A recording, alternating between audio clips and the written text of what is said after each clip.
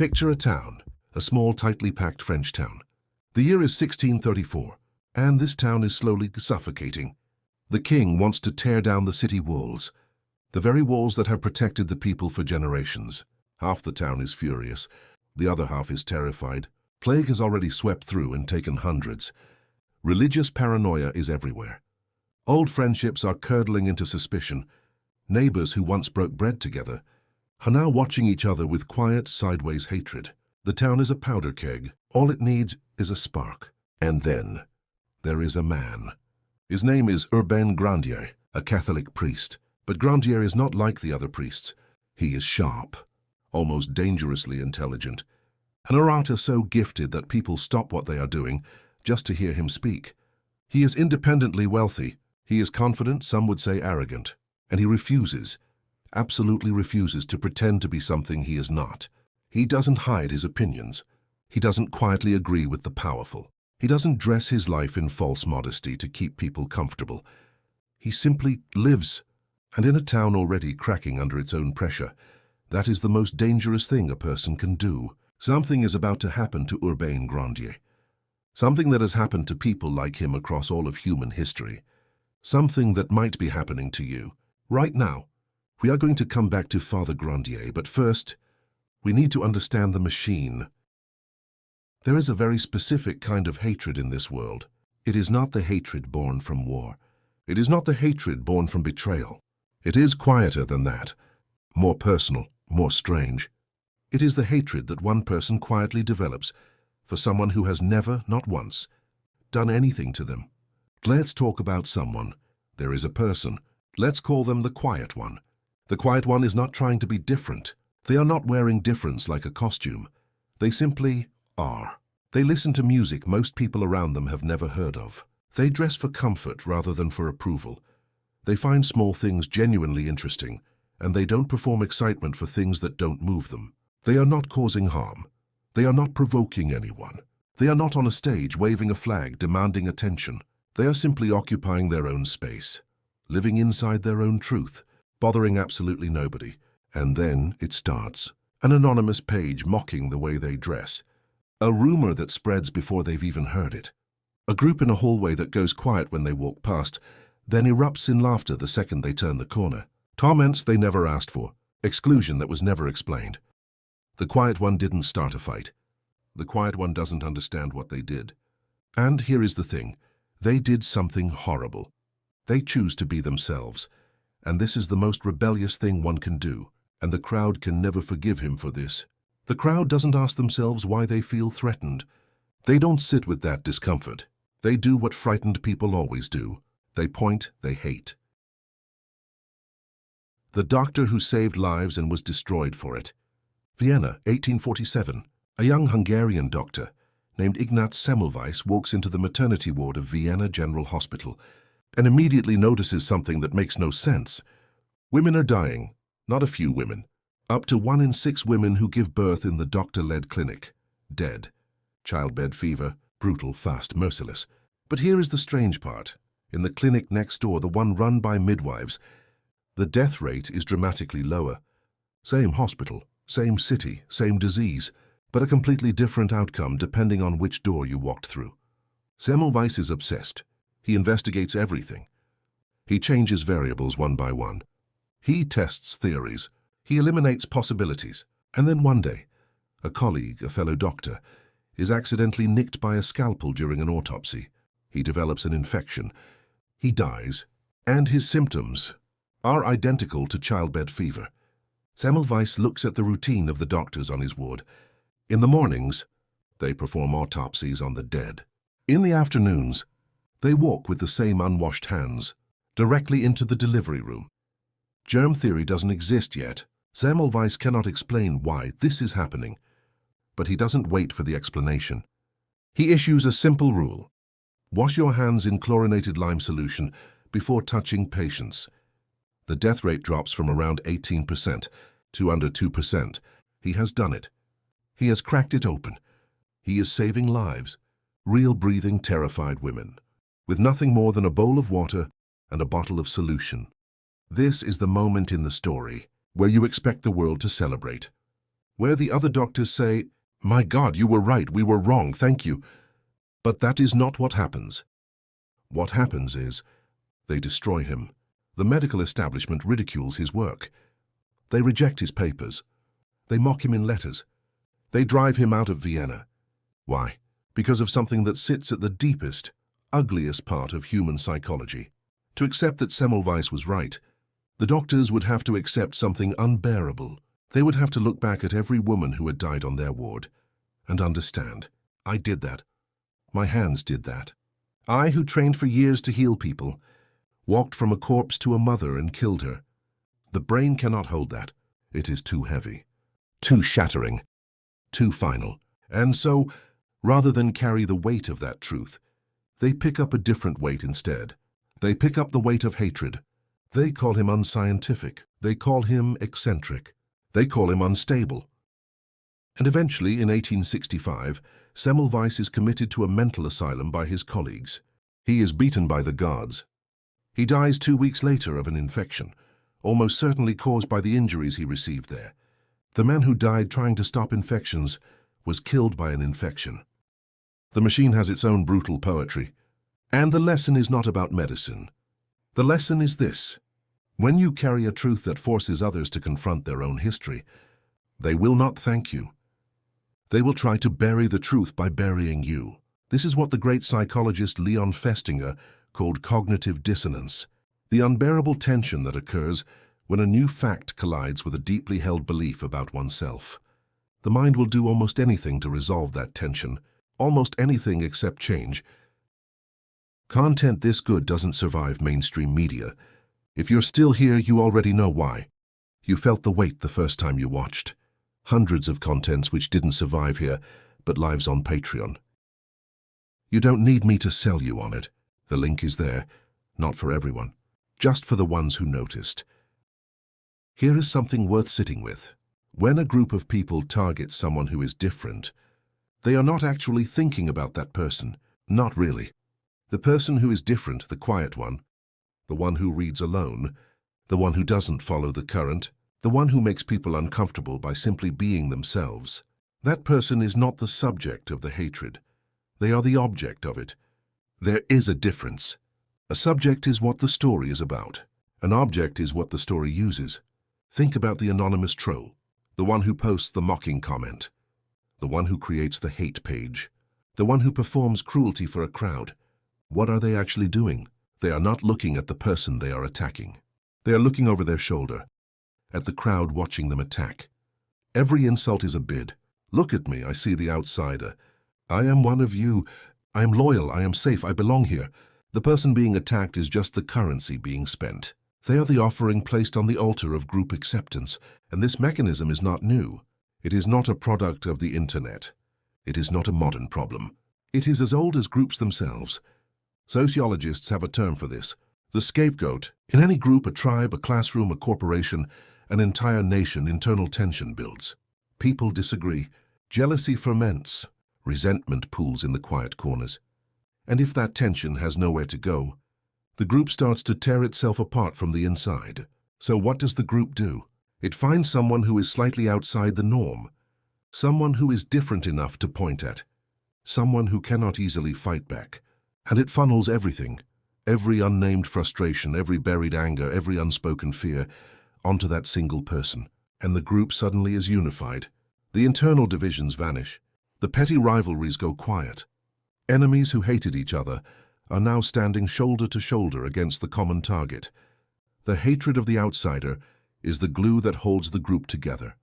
You are not hated because you are evil. You are hated because without something to hate together, they would have nothing left to share. Now we go back to Laudun, back to 1634, back to the powder keg. It starts in a convent. A group of Ursuline nuns begin displaying what their era could only call possession, screaming, convulsing, claiming demons have invaded their bodies. The prioress, Sister Jeanne des Anges, makes an accusation. She names Father Grandier. She says he sent his demons to corrupt them. There is almost no credible evidence. Grandier's political enemies, and after years of speaking his mind, he has many, seize on this immediately. The powerful Cardinal Richelieu, whom Grandier had publicly criticized, sees his opportunity. An investigation is ordered. The trial is not a search for truth. The conclusion is decided before the first question is asked. A court order is issued, forbidding anyone in the town from questioning the reality of the possessions, under pain of death. The documents presented as evidence include an alleged pact signed between Grandier and several demons, with the demons listed as witnesses. This is the evidence. Grandier is subjected to extreme torture. His legs are crushed. He is burned alive at the stake on August 18, 1634. He never confesses. Not once. He goes to his death maintaining his innocence, which, to those watching, only confirms his guilt. Because in the psychology of the mob, innocence is suspicious. A guilty man would have cracked. A guilty man would have begged. His refusal to break is itself a kind of crime. Now, here is what the story really is. It is not a story about witchcraft. It is a story about a town, so full of its own terror and confusion, that it needed somewhere to put it. The political anxiety about the walls coming down. It had nowhere to go. The grief from the plague. It had nowhere to go. The old resentments between factions. They had nowhere to go. Grandier became the drain. The town poured everything it couldn't hold into one man, and when they burned him, they felt relief. They felt purged. They felt clean. The sociologist René Girard spent much of his career studying exactly this phenomenon. He called it the scapegoat mechanism, the way that collective violence, directed at a single figure, temporarily restores social cohesion. The burning of Grandier didn't cure anything. Historically, the possessions in Loudun continued for years after his death, but it gave the town a story where the evil was outside them, where it had a face, where it could be destroyed. And that story, however false, was easier to live with than the truth that the violence was inside them all along. There is a cost to being real. This is not a poetic statement. It is a practical one. If someone manages to stay genuinely themselves in the way they think, in the way they dress, in the things they care about, in the opinions they refuse to sand down for comfort, there will be a period of being alone with that, not dramatically alone, not painfully alone necessarily, just ahead of the curve. Every person who has ever said something true before the world was ready to hear it has experienced this. Semmelweis experienced it. Grandier experienced it. And in smaller, quieter ways, anyone who refuses to simply drift experiences a version of it. The reason is simple. If everyone likes what you are saying, if everyone nods, if everyone finds you immediately agreeable, if nobody ever challenges you or feels unsettled by you, then you are probably not saying anything new. You are saying what was already there. You are rearranging what already exists. You are safe. You are predictable. You are welcome, but you are not in any meaningful way original. Originality has a cost of entry, and that cost is this. You cannot see new land while standing on the shore, watching everyone else stay close to it. The ship has to leave, and for a while, sometimes for a long while, the shore disappears from view, and that disappearance is frightening. But it is also the only way that anything new ever gets discovered. The three machines of hatred. Let's name the mechanisms clearly, because when the fog lifts and you can see the machine for what it is, it stops being so heavy. The first machine, cognitive dissonance. The doctors who destroyed Semmelweis were not necessarily evil men. Most of them genuinely believed they were good physicians. They cared about their patients.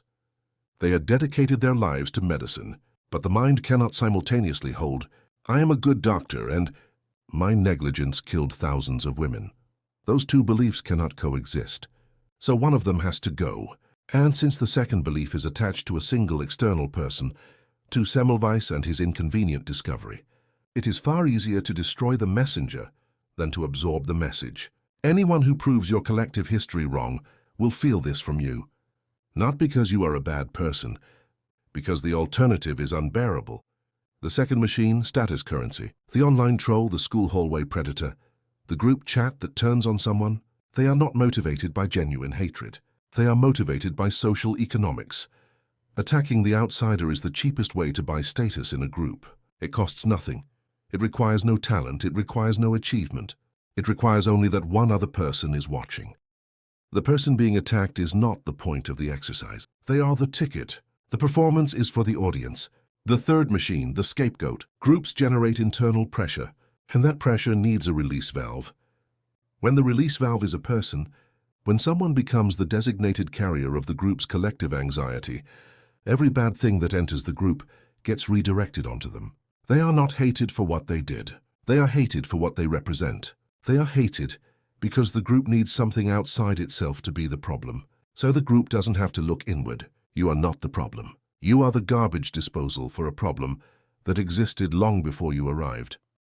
Here is the question that nobody asks directly, but everyone who has ever been the target is actually asking underneath everything else. What is wrong with me? And the answer, the real answer, not the comfortable one, is nothing. Nothing is wrong with you. Something is different about you. And the difference is not a flaw. The difference is data. The data says you have not fully traded in what you actually are for the comfort of being universally accepted. That trade happens all the time. It is the most common trade in the world. And when they see someone who hasn't made that trade, someone who still has the original thing, the feeling that surfaces is not neutral. It is grief, wearing the mask of contempt. They hate you because you are living proof of what they gave away. They can't forgive you for having the thing they surrendered. They hate you because they couldn't be you. So now, they call it strange, they call it arrogant. They call it too much, because to call it brave would be an insult to themselves, and that would require them to grieve something. And most people would rather be angry than grieve. So they stay angry, and they point it at you. Father Grandier was tortured. His legs were crushed before he was brought to the stake. He was already unable to walk when they carried him there. And even in that last hour, even at the absolute end, he did not confess to something he didn't do. He did not give the crowd the story they needed. He refused. He simply refused to say something false to make other people feel better about what they were doing to him. That is a very old form of dignity. Ignaz Semmelweis, who died in an asylum, beaten, isolated, dismissed, lived long enough to see a world that was not ready for what he knew. He did not live to see the vindication. He did not get the triumphant moment. But the mothers who lived because someone, somewhere, applied the hand-washing rule he established, they did not know his name. They never would. But they lived. That is not nothing. That is, in fact, everything. So here is the thing about being hated. Actively hated by people who do not know you, who would not recognize you on the street, who have made a decision about you, based on nothing but the fact that you exist in a way that is slightly different from the agreed-upon script. The instinct is to ask, what can I change? What can I shrink? What part of myself can I sand down so that this stops? And the answer, the honest one, is that the sanding would work. It would work immediately. If someone makes themselves small enough, predictable enough, harmless enough, they can make the target disappear. But they are not the ones who survive. Not really. Not in any way that matters to them at 2 in the morning. The people who survive, the ones who eventually find their people, build their work, live something that is actually theirs, they are the ones who understood something early, that the hatred is not a verdict. It is a receipt that says, you tried to give your originality to the group, and the group could not process it, because the group does not trade in originality. The group trades in sameness, and you, for whatever reason, cannot be made same. So the receipt comes back, and it looks like rejection. It looks like mockery. It looks like the group chat you're not in, and the inside joke you'll never understand. But what it actually is evidence. Evidence that something in you has refused to be extinguished. That is not comfortable. Comfortable was never on the table, but it is rare, and it is valuable. And the people who eventually build something worth building, they all have a drawer full of those receipts. They just learned at some point to stop reading them as insults and start reading them as coordinates. You are here, off the map, past the edge of what everyone agreed to agree on. And that is exactly where everything worth finding has always been. So keep being hated by the right people. I will see you on the next one.